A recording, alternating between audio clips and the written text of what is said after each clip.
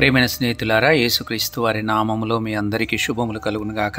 ఆదికాండం 39వ అధ్యాయము 2వ వచనము, 3వ వచనము, 4వ వచనాన్ని చదువుతున్నాను, గమనించండి. యెహోవా యోసేపునకు తోడై ఉండెను గనుక అతడు వర్ధిల్లుచు తన యజమానుడగు ఆ ఐగుప్తీని ఇంట ఉండెను. యెహోవా అతనికి తోడై ఉండెననియు అతడు చేసినదంతయు అతని చేతిలో యెహోవా సఫలము చేసననియు అతని యజమానుడు చూచినప్పుడు యోసేపు మీద అతనికి కటాక్షము కలిగిన గనక అతని యొద్ద పరిచర్య చేయువాడాయను. మరియు అతడు తన ఇంటి మీద విచారణకర్తగా అతన్ని నియమించి తన కలిగినదంతయు అతని చేతికి అప్పగించెను.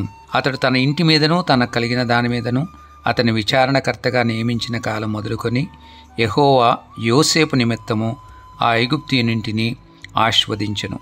యెహోవా ఆశీర్వాదము ఇంటిలోనేమి పొలములోనేమి అతని కలిగిన సమస్తము మీదను ఉండెను.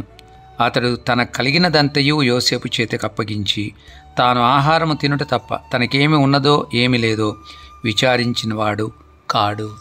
మీరు గమనించండి, యోసేపు ఐగుప్తులో ఉన్నప్పుడు కూడా ఐగుప్తులో తాను వర్ధిల్లినటువంటి విధానాన్ని మనం గమనిస్తాం. దేవుడు అతనికి తోడై ఉన్న కారణాన అతడు చేసినదంతా యెహోవా సఫలమగునట్లు చేశాను అన్న మాటను 3వ వచనంలో గమనిస్తాం.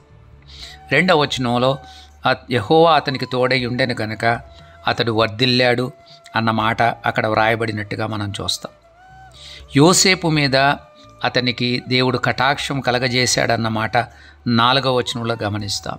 అందువలన తాను అతని యొద్ద పరిచారం చేసేటువంటి వాడుగా మారిన పరిస్థితిని మనం గమనిస్తాం. దేవుని యొక్క సన్నిధి మనతో ఉన్నట్లయితే మనం ఎక్కడున్నా వర్ధిల్లుతామండి. ఒకవేళ మన ఇంటి నుండి దూరంగా ఉండవచ్చు, మన యొక్క ఇంటి వారే మనకు విరోధులుగా ఉండవచ్చు, యోసేపు వలె మనల్ని అమ్మివేసినటువంటి వారుగా ఉండవచ్చు, మన మీద కక్ష సాధించడానికి వాళ్ళు ప్రయత్నం చేసి ఉండవచ్చు, మనము దేవుడిచ్చినటువంటి డ్రీమ్స్ని ఫుల్ఫిల్ కాకుండా వాళ్ళు ఏదో చేద్దామన్నటువంటి ఆలోచనతో వాళ్ళు మనకు విరోధంగా ప్రయత్నం చేయవచ్చు. కానీ దేవుడు వాటన్నింటినీ కూడా తన యొక్క చిత్తానికి అనుగుణంగా మార్చగలడన్న విషయాన్ని యోసేపు జీవితాన్ని మనం చూసినప్పుడు అర్థమవుతుంది. యోసేపును బట్టి దేవుడు ఆ ఐగుప్తీని ఇంటిని ఆశీర్వదించాడు అన్న మాట మనం 5వ వచనంలో గమనిస్తాం.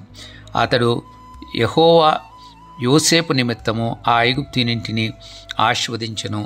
పొలములోనేమి ఇంటిలోనేమి సమస్తం మీద యెహోవా ఆశీర్వాదం ఉండెను అన్నమాట 5వ వచనంలో గమనిస్తాం. కాబట్టి దేవుడు మనతో ఉన్నట్లయితే, దేవుని సన్నిధిని మనము అనుభవించిన వాళ్ళంగా ఉంటే, పరిశుద్ధమైన జీవితం మనం జీవించేటువంటి వాళ్ళంగా ఉంటే, దేవుని యొక్క ఆశీర్వాదాన్ని మనం పొందడమే కాదు, మనం ఎక్కడున్నామో ఆ ఇంటి వారిని కూడా దేవుడు మనల్ని బట్టి ఆశీర్వదిస్తాడు.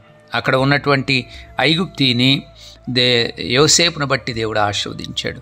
యోసేపును బట్టి సమస్తాన్ని వర్ధిల్ల చేసినట్టుగా మనం చూస్తూ ఉంటున్నాం. ప్రియమైన స్నేహితులారా, మనం ఎక్కడ ఉంటామో అక్కడే దేవుని యొక్క ఆశీర్వాదాన్ని ఇతరులకు కూడా కలగజేస్తాం. మనం వర్ధిల్లడమే కాదు, మనతో పాటు ఉన్నటువంటి వారు కూడా, వారు దేవుని ఎరగని వారైనప్పటికీ కూడా వారు ఆశీర్వాదం పొందగలిగినటువంటి పరిస్థితిలోనికి దేవుడు వాళ్ళని తీసుకుని వస్తాడు. కాబట్టి వింటున్న మీ అందరూ కూడా అలాంటి ఆశీర్వాదాన్ని పొందినవారుగా, వర్ధిల్లేవారుగా, అలాగే ఇతరులను వర్ధిల్ల చేసేటువంటి వారుగా అవడానికి కొరకు దేవుడు మనందరికీ కృప అనుగ్రహించునుగాక.